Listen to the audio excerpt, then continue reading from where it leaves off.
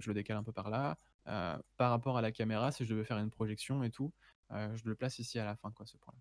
Et il fait ça pour chaque truc, en fait. Il récupère la position des points et il va les placer sur la caméra. Nous, on n'a rien à toucher à ça. Ça, c'est fait pour nous, heureusement. C'est des trucs qui sont des calculs mathématiques qui sont beaucoup trop complexes. Par contre, on peut après, si on veut, venir un peu décaler ces points au moment où on code un shader, en fait, pour créer des trucs qui bougent et des trucs comme ça. Je vous montrerai après. On peut faire bouger les points, on peut faire typiquement l'eau. C'est des shaders comme ça où ça décale des points de haut en bas pour créer des vagues, en fait. Bah, nous, on peut venir à ce moment-là et un peu pirater ce truc-là et casser ça, quoi. Donc à partir de ces points-là, il va créer l'objet qui est là. Et après, du coup, par rapport à cette projection sur la caméra, ok, l'objet, du coup, il a placé tous les points, du coup, il sait que, bah, là, je prends la poutre comme exemple, hein. Il sait que tous les points sont à peu près là. Il va découper tous les petits points enfin, il va découper les pixels qu'il y a dedans, et il va colorer chaque pixel indépendamment. Donc il y a vraiment, il le fait un par un, pixel par pixel, quoi. Il va colorer le truc en fonction de la texture et de la lumière. Donc il se dit, ok, la texture elle est là, la lumière elle pointe comme ça. La normale, donc la normale c'est pas le normal map, hein, c'est vraiment la direction de la face. La face elle pointe comme ça, la lumière elle pointe comme ça, donc ce truc-là est censé être lumineux. Il ajoute la couleur de la lumière à la texture et à la fin il nous fait ce rendu là, quoi. Donc nous c'est pareil, on touche pas forcément à ça. La lumière et tout elle est codée, on n'a pas besoin de changer ça. Par contre c'est pareil dans le shader, on peut venir un peu modifier des trucs qui se passent à ce moment-là. Par exemple, ben, multiplier la lumière par 2 pour un truc plus fort. Par exemple, ignorer la lumière pour avoir un truc qui brille et puis, je sais pas, faire des effets et tout. Ici, on va pouvoir modifier les couleurs et comment elles s'affichent derrière, en fait. Et du coup, je vous montre un peu à quoi ça ressemble cette render pipeline. 3D pipeline, shaders.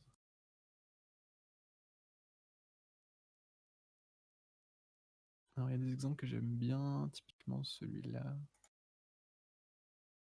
Il y en a un avec un cube que je trouve encore plus parlant. Hmm.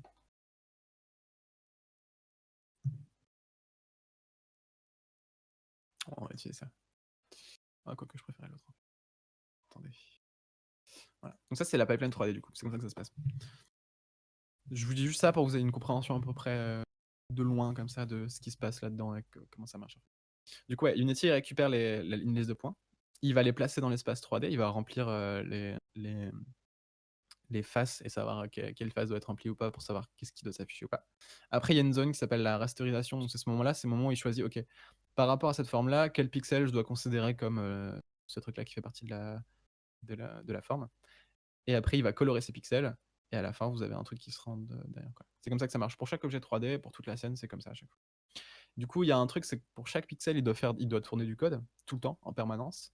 Chaque pixel est vraiment rendu indépendamment à la fin. Et nous, quand on fait du shader, c'est ça, on va venir à un moment créer une boucle comme ça qui va se faire pour chaque pixel du truc. Et ça prend énormément de ressources, à la machine. Genre, un écran 1920 par 1080, il y a 2 millions de pixels. Vous faites ça 60 fois par seconde. C'est-à-dire que juste pour que cette image-là, elle se rende là, même là, parce que techniquement, elle est en train de se mettre à jour là.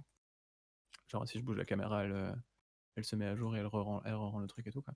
Même là, cette image-là, du coup, bah, ça fait 2 millions de fois un calcul pour chaque pixel, ça en fait un. Du coup, ça fait 2 millions de fois le calcul de couleur, 60 fois par seconde. C'est énormément de temps de calcul dispo. En fait, qu'est-ce qui nous permet de faire ça? Parce que si là, dans un code, j'ouvre un script et que je fais une boucle qui tourne 2 millions de fois toutes les frames, mon PC il va exploser. Pourquoi ça fait que ça marche, ça?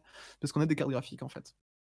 Et les cartes graphiques, justement, elles sont faites pour ça. Elles sont faites pour calculer plein de pixels en même temps, en fait. C'est ça qui fait qu'on a des cartes graphiques dans notre PC.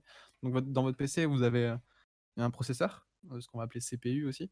Donc c'est les Intel i7, et c'est ces trucs-là, c'est vraiment le truc qui est au centre du PC, quoi. Et vous avez vos cartes graphiques, qui sont les Nvidia GeForce machin, et AMD trucs et tout. Donc cette carte graphique-là, c'est une puce qui va juste servir à faire le rendu vidéo et servir à faire le rendu des graphismes.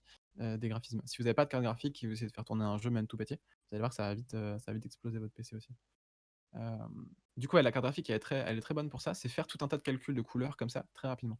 La carte graphique, elle est pas bonne pour faire des calculs plus compliqués, pour faire tout ce qu'on fait en code. D'habitude, des trucs avec des conditions, des if, machin, alors fais tel truc, des branches comme ça qui vont se créer, des types de variables et tout. Si vous faites ça, étant une carte graphique, elle va très vite péter un câble. Par contre, elle est super bonne pour faire un tas de calculs de couleurs en même temps. Et vous verrez, les calculs de couleurs, c'est très simple en fait. C'est juste ajouter, multiplier. C'est vraiment ça va pas très loin mathématiquement, c'est juste plus, moins, fois, égal. Et en fonction de ce qu'on fait, ça va assombrir, éclaircir les couleurs, ça va créer des trucs différents. Par exemple, la lumière, c'est additif. Du coup, plus il y a de la lumière, plus on va ajouter de la couleur. C'est comme si on mettait des calques en mode superposition. Plus on va ajouter de la couleur.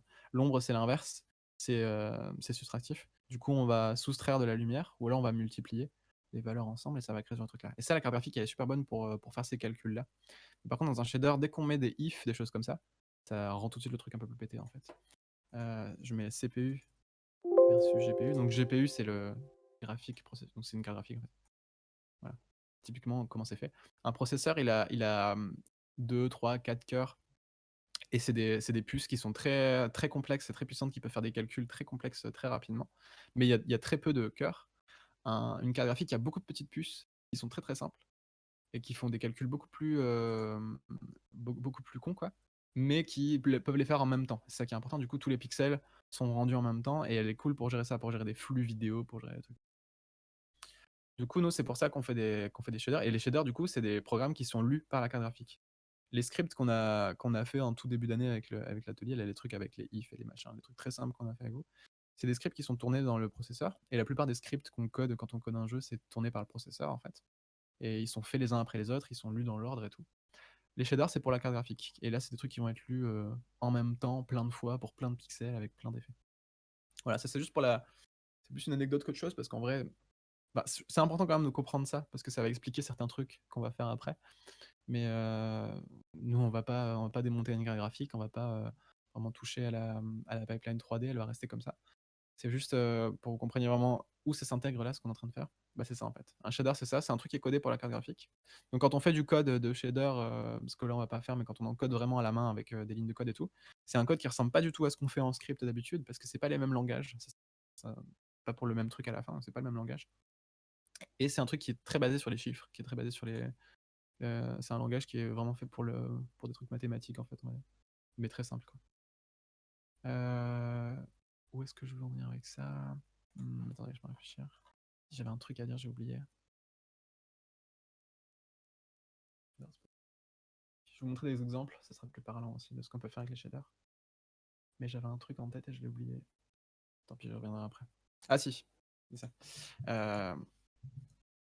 Du coup, ouais, je vous avais montré la pipeline 3D là, du coup, qui ressemble à ça. Prendre un autre exemple, hein, celui-là. Voilà, c'est les mêmes infos à chaque fois.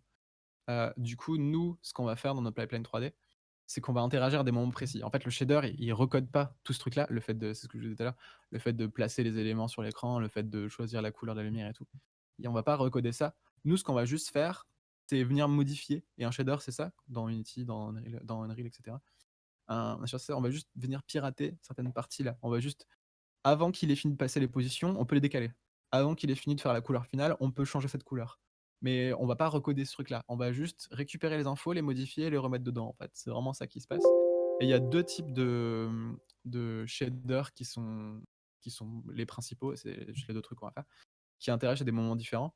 Le premier, c'est le vertex shader, qui va se placer ici. Donc, juste avant que vous ayez l'image. Juste avant que les points se placent, on peut venir les décaler, du coup faire des trucs qui bougent, des trucs qui font des vagues, des choses comme ça, des trucs qui gonflent. Voilà. C'est ici, ça va être le vertex shader. Donc des vertex, c'est des vertices. Un vertex, c'est un point en fait. C'est juste les points en 3D. Un vertex shader, c'est ça, c'est un truc qui va bouger les points. C'est un truc qui, alors que ton mesh il est déjà fait, c'est un truc où dans Unity tu peux venir bouger les points et puis faire des effets comme ça où les trucs se déforment. Ça, on peut le faire dans un shader sur le truc là, où l'objet se déforme, quoi. Donc ici, on va avoir le vertex shader, et après on va avoir le fragment shader. Fragment shader, c'est le truc qui modifie les couleurs en fait.